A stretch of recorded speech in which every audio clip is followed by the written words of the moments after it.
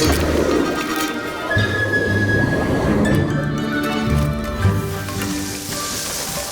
go back into a kitchen is like home away from home.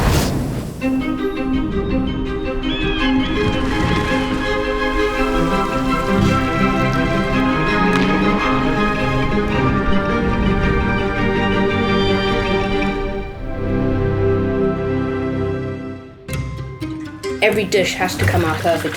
It's constant pressure. We were clocking about 90 hours a week, coming in at 6 o'clock in the morning and walking out the door just before midnight. Saturday, I woke up and there was something floating in my eye.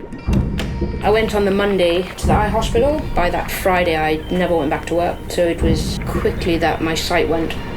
I had a car. I couldn't drive it anymore. I had my own flat. I couldn't pay for the rent, so I had to move back in with my parents. Sleep all night, sleep all day.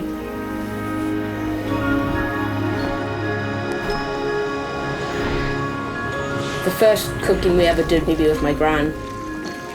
We'd be on the countertops there, whisking whatever we could or stirring something, putting them into the baking trays. She used to make cheese scones, Victoria sponges, banana bread, the best fudge ever. I've still got all her recipes, actually.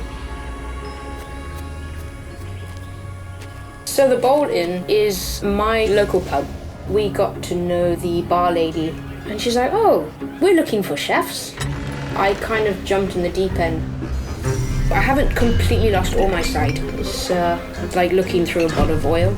And every time he gave me a ticket, I would take a picture on my phone, then triple tap, bang, bang, bang, enlarge it so I could see what was on the ticket. Magnification on Android helps me to be back in the kitchen.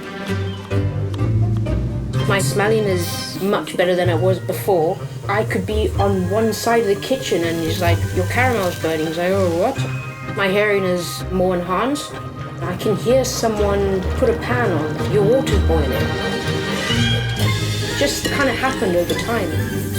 Now, when I'm at work, I am like a quadruple master of multitasking. I can put a steak on the grill, drop a piece of fish in the fryer, and then go and put a pan of mash on and have something else in the oven. By the time the thing in the oven's ready, the fish should be turned, the steak can be flipped over as well, then you can go and plate. So it's all timing everything just one after the other after the other. You know, who needs sight?